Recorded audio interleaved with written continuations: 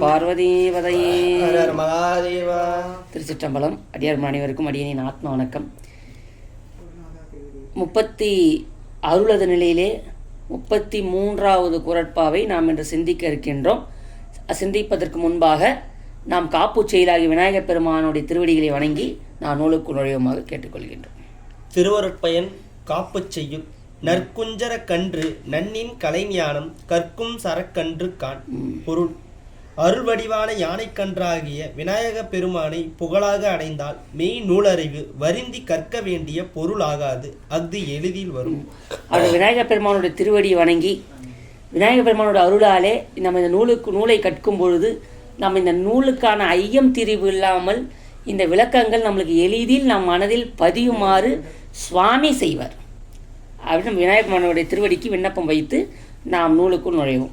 இப்பொழுது திருவருட்பயனிலே 33வது குறட்பாவை அருளது நிலை என்கிற 4வது அதிகாரத்திலே நாம் சிந்திக்க இருக்கின்றோம். குறள் 33.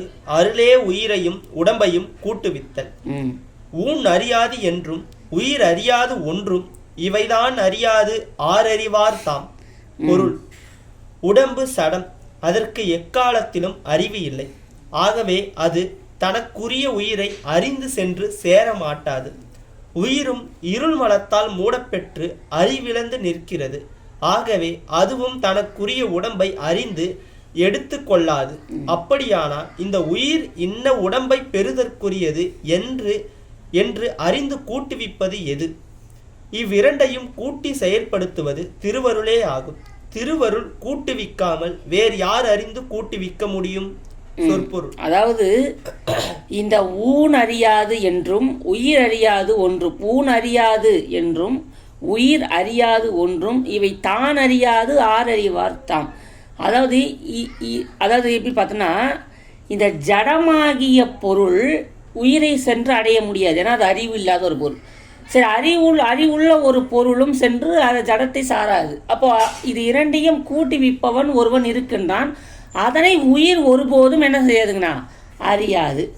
அப்படி அதாவது பாருங்க, இந்த உடம்பையும் உயிரையும் உடலையும் உயிரையும் இயக்கி கொண்டிருக்கின்றான் ஒருவன். இதனை உயிர் ஒருபோதும் அறியவில்லை. அதுதான் இறைவன். அப்ப இந்த ரெண்டுத்தையும் இயக்கம் செய்கிறவன் யாரு? அவன்தான் நம்மளுடைய இறைவனாகிய சிவபெருமான். சொற்பொருள்: ஊன் உடம்பு திருச்சிற்றம்பலம் என்றும் அறியாது, எக்காலத்திலும் அறிவுடையதாவது இல்லை. ஆகவே அது தனக்குரிய உயிரை அறிந்து தேடிச் சென்று அடையாது. உயிர் ஒன்றும் அறியாது.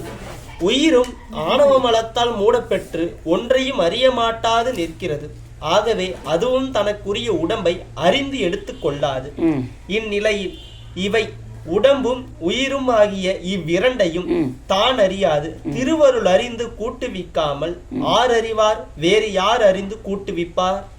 விளக்கம்: அதாவது பாருங்க, திருவருள் அறிந்து கூட்டுவிக்காமல் வேறு யார் அறிந்து கூட்டுவிப்பார்? இதான் இச்செய்யுளில் பாரிசேடம் ஒளிபு என்ற முறையால் திருவருள் உண்மையை புலப்படுத்துகிறார். அதாவது பாரிசேடம் அப்படின்னா நல்லா பார்த்துங்க.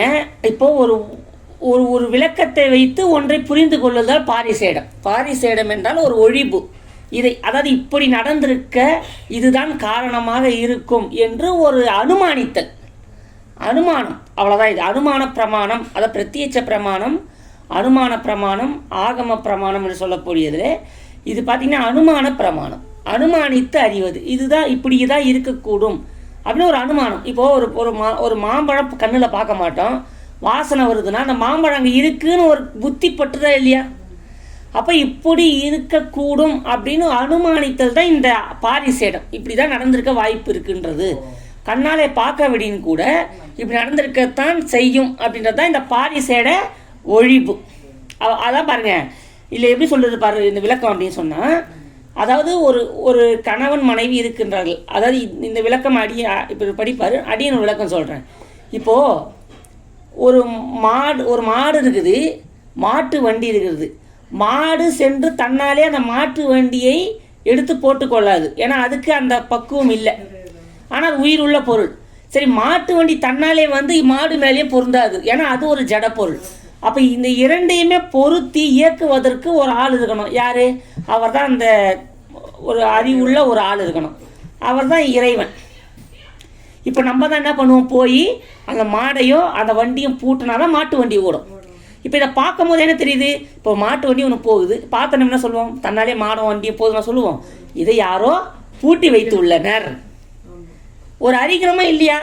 அதே போல தான் இந்த உடலையும் உயிரையும் இயக்கி கொண்டிருப்பவன் ஒருவன் உளன், அவன் தான் இறைவன். இதுதான் பாரிசேடம். அப்போ ஒரு அனுமானித்தல். இப்போ இந்த உடம்பு ஜடம், உயிர் அறிவு பொருள், இந்த ஜடமும் அறிவும் சேர்ந்து இயங்குது என்று சொன்னால் இதை சேர்த்து வைத்தவன் ஒருவன் இருக்கக்கூடும், அவன்தான் இறைவன் என்று நம்ம அனுமானித்து பாரிசேடம் ஒழிப்பு செய்கின்றோம். பாரிசேடமாவது 3 பொருள்கள் உள்ள இடத்தில் 2 விலக்கி எஞ்சி உள்ளதை துணிவது. முதலில் ஒரு எடுத்துக்காட்டினால் இதனை விளங்கிக் கொள்வோம். கணவன், மனைவி, குழந்தை என்போர் அடங்கிய சிறிய குடும்பம் அது. அன்று விடுமுறை. கணவன் வீட்டில் இருந்து குழந்தையை கவனித்துக் கொண்டிருக்கிறான். மனைவி கடை வீதிக்கு சென்று இருக்கிறாள். அந்த நேரம் பார்த்து யாரோ ஒருவர் தேடி வருகிறார். கணவன் குழந்தையை நடுக்கூடத்தில் விட்டு வந்து வந்தவரோடு சிறிது நேரம் பேசிவிட்டு அவர் போன பிற்பாடு வீட்டிற்குள்ளே வருகிறான். விட்ட இடத்தில் குழந்தையை காணவில்லை. அடுத்த அறையை எட்டி பார்க்கிறான். அங்கே தொட்டிலில் அது கண் வளர்கிறது. குழந்தையும் தொட்டிலும் சேர்ந்தது எப்படி? தொட்டில் அறிவற்ற சடம். அது சென்று குழந்தையை எடுத்து கொள்ளாது. குழந்தை அறிவுடையதாயினும் அது தானே சென்று தொட்டிலை சேர்வதற்கேற்ற வலிமை இல்லாதது. அப்படியானால் குழந்தையையும் தொட்டிலையும் கூட்டுவிக்க வீட்டில் மூன்றாம் அவர் இருக்கிறார் என்பதையும் அவர் கடைக்கு சென்று திரும்பிய தன் மனைவியே என்பதையும் அவன் தெரிந்து கொள்கிறான். இவ்வாறு உண்மையை துணிவதே பாரிசேடமாகும். இனி இச்செய்யுளில் பொருளுக்கு வருவோம். உடம்பும் உயிரும் இணைந்தது எப்படி?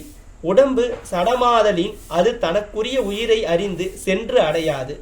உயிர் அறிவுடையதாயினும் ஆணவ மலத்தால் அறிவிழந்து இருப்பதனால் அதுவும் தனக்குரிய உடம்பை அறிந்து சென்று அடையாது. அப்படியானால் உடம்பையும் உயிரையும் கூட்டுவிப்பதாகிய 3வது பொருள் இருக்கிறது என்பது தெளிவாகும். அதுவே திருவருள். இவ்வாறு பாரிசேட முறையால் திருவருள் உண்மையை உணர்த்துகிறார் ஆசிரியர். உடம்பை எடுப்பதும் உடம்பில் வாழ்வதும் உடம்பிலிருந்து போவதும் நம்முடைய கையில் இல்லை. திருவருளே நம் வினைக்கு ஏற்ப உடம்பை தருகிறது. ஆணவ மலமும் அதனை ஒட்டியதாகிய கண்ம மலமும் உள்ள வரையில் வேறு வேறு உடம்புகளில் புக வேண்டிய நிலையே இருக்கும். நமக்கு வருகிற சில துன்பங்களை நம்மால் போக்கிக் கொள்ள முடியும். பசியினால் உண்டாகும் துன்பம், உடல் நலக்குறைவினால் வரும் துன்பம் முதலியவற்றை ஓரளவு நம்முடைய முயற்சினால் நீக்கிக் கொள்கிறோம். ஆனால் உடம்பெடுத்து வருவதும் போவதும் ஆகிய பிறப்பிறப்பு துன்பங்களை நம்மால் மாற்றுவதற்கு இயலாது. அதற்கு திருவருளின் துணை வேண்டும். அதுக்கு திருவருளின் துணை நிச்சயமாக வேண்டும். அடியார் எல்லாம் இந்த விளக்கம் எல்லாம் புரிஞ்சுன்னு நினைக்கிறேன். பாருங்க, இப்போது அப்பப்பட்ட இறைவனன்றி இந்த இயக்கம் இல்லை. அப்போ உடம்பும் உயிரும் சேர்ந்து இயங்குவதற்கு இறைவனாகிய திருவருள் இன்றியமையாத ஒன்று. அப்போ இன்றியமையாதது எதுங்க? இறைவனோட அதுதான் இந்த குறட்பாஸ் கூறுகின்றது. அப்போ இது அனுமானிக்கிறோமா இல்லையா? அப்போ இதை வைத்தே பாருங்கள், எல்லாமே பாருங்கள், இந்த உலகத்தில் அனைத்து ஜட பொருளும் இயங்குது, ஒரு உயிர் பொருள் இயங்குதுன்னா அப்போ என்ன தெரியும்? இது அனைத்தும் இறைவனால் இயக்கப்படுகின்றது. அவனோட துணையின்றி இது எதுவுமே இயங்காதுங்க. அவ்வளோதான். இறைவன் உடன் இருந்து தான் அது அனைத்தையும் செய்வான். நேர்த்தே பார்த்தோம், ஆணவ மலம் ஒன்றையே இறைவன் திரோதான சக்தியின் மூலியமாக இயக்குகின்றான் என்று சொன்னால் அனைத்தையும் இறைவன் தான் தொழில்படுத்துகின்றான். ஏனென்றால் இறைவன் தான் பேரறிவானவன், பேரருள் ஆனவன். அவனுடைய அருளை நாம் பெற விழைய வேண்டும். எதற்கும் நம்ம மனம் செல்லுது. அப்போ அவன் திருவள்ளுவர் நம்ம நினைக்கணும் வேணாமா? அப்போ அதுதான் நம்ம முக்கியமானது. அதான் பாருங்க, அது இந்த விளக்கம் தான் நமக்கு அடுத்ததாக குறிப்பிடுறாங்க. அது உடம்பை எடுப்பதும் உடம்பில் வாழ்வதும் உடம்பில் போவதும் நம்முடைய கையில் இல்லை. அப்போ எதுவும் பாருங்க, உடம்பு எடுப்பதும் நம்ம கையில் கிடையாது. இதெல்லாம் எனது வினையினால் அமைகின்றது. இப்போ நான் கேட்ட சுவாமி நான் உடம்பு கொடுத்துக்கிறாரு கிடையாது. அப்போ இந்த உடம்பு எனக்கு கொடுத்ததுக்கான காரணம் என்ன? இந்த என்னோட வினை இது. அடியாளுக்கு சிந்திச்சிக்கணும். அப்போ இந்த உடம்பு என்னோடய வினையினால் அடியனுக்கு கொடுத்துருக்குது, உங்களுக்கு அந்த வினையினால் இந்த உடம்பு கொடுத்துருக்குது. இப்போ நம்ம மனக்கவலை அது நம்ம வினையினால் வருவது, அதை நம்ம அனுபவித்து தான் தீர்க்கணும். அதான் அடியார்கள் எல்லாம் சிந்திச்சு வச்சுக்கிங்க. அப்போ நம்ம அது எதுவுமே நம்ம விட்டு நீங்கள் பொறுத்து கிடையாது. நம்ம அதை அனுபவிக்கணுன்ற அனுபவிப்பை அனுபவித்துத்தான் ஆகணும். உடம்பால் சில பேருக்கு உடம்பாலே துன்புறுட்டு உடம்பு ஒரு நாள் கூட நிம்மதியாக இருக்காது. உடம்பு மனம் நல்லாயிருக்கும். சில பேர் மனம் மட்டும் அப்படியே உடம்பு ஆரோக்கியம், மனம் அவங்க கட்டுப்பாட்டிலே இருக்காது. அது அவங்களுக்கான வினை, அது மனதினாலே ஏற்பட்ட தீவினை. அது மனதால் தான் அழிச்சாகணும், வேறு வழி கிடையாது. ஆதலாலே இதெல்லாம் அடியார்கள் எல்லாம் ஆழ்ந்து சிந்தித்து நோக்குதற்குரியது. அப்போ இந்த உடலையும் அப்படிப்பட்ட உயிரையும் சேர்த்து இயக்குவிப்பவன் இறைவன். அதை இந்த குறட்பா கூறுகின்றது. அதை இந்த உணர்விளக்க அடியேன் சொன்னேன். மாட்டு வண்டியையும் அந்த மாட்டையும் பூட்டியது இறைவன் தான். ஏன்னா மாடு அறிவுள்ளதாயினும் கூட அது தானாக சென்று அந்த வண்டியை பூட்டி கொள்ளாது. அதேபோல் வண்டி ஜடப்பொருள், அதுவும் தானாக வந்து மாட்டுடன் இணையாது. இது இரண்டையும் பூட்டி செயற்பாட்டுக்கு உட்படுத்துவது இறைவன். இதனை இப்படி ஒரு காட்சியின் மூலமாக பார்த்து இறைவன் தான் இதை செய்தான் என்று அனுமானித்து கொள்ளலாம். இவ்வளோதான். இப்போ இறைவன் இல்லை, இறைவன் நாங்கள் செஞ்சாருன்னா இப்போ இதை வச்சு செஞ்சுக்கலாமா இல்லையா? இந்த உடம்பு ஜடம், உயிர் அறிவுள்ள பொருள், இது ரெண்டுத்தையும் சேர்த்து வச்சுக்கிறானா அப்போ இறைவன் ஒரு உளன், அவன் தான் இதை இயக்கி இதை செய்து கொண்டிருக்கான் என்று அனுமானித்து அறியுது. இதுக்கு பேர் தான் பாரிசேடம் அப்படின்னு ஒரு பொருள். ஓகேங்களா? இந்த பாரிசேடம்ன்ற அறியல் ஞாபகம் வச்சுக்கணும். இதோட இந்த குறட்பா நிறைவடைகின்றது. திருச்சிற்றம்பலம்.